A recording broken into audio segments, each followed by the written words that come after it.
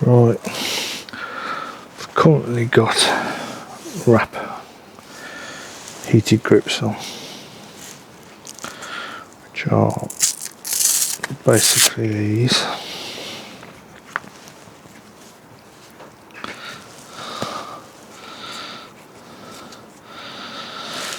The problem I've got is that the connection here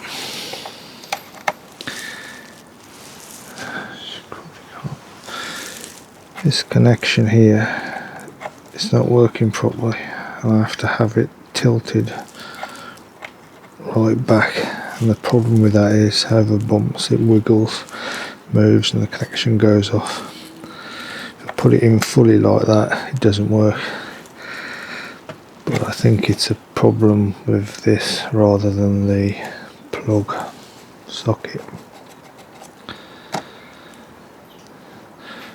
Plus the problem with this is when you're washing it, you have to make sure that's been removed and sealed up, otherwise you're going to get water all inside the socket and it's going to blow it up.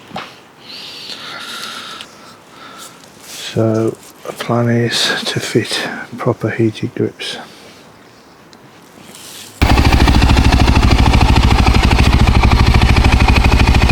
Oxford grips then. What's my verdict on them? Well, I've got no wires sticking out the socket, so that used to wind me up, but they're quite warm. I've had them on 50% today. They've been warm enough with just my summer gloves on, with no lining, about 7 degrees today, so I can't see why there'd be any problems with them. These are the Oxford Adventure grips. Complete bastard to get on because the diameter of the bars is so tight. Is it worth the effort? Yeah, I think it is.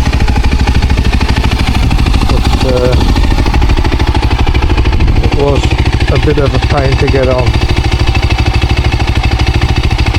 but I'm happy with them.